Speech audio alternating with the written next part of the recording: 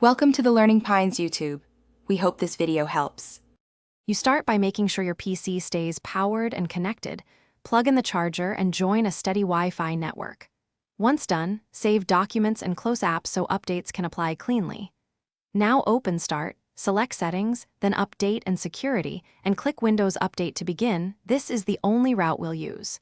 You see available updates. Click Check for updates to fetch them. This step initiates download and queuing. Make sure to watch for restart prompts. You will observe progress labels like downloading and installing.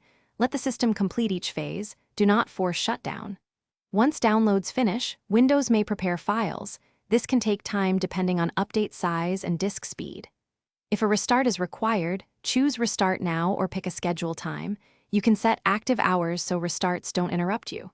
For feature updates, decide whether to install them now. They update the build, so only proceed when you want the new features and drivers. After the restart completes, you should verify success by opening Windows Update and viewing the update history to confirm installed updates.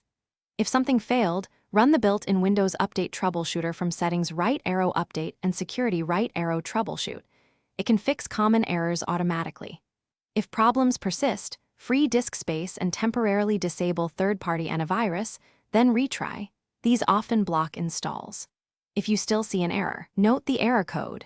You can search Microsoft.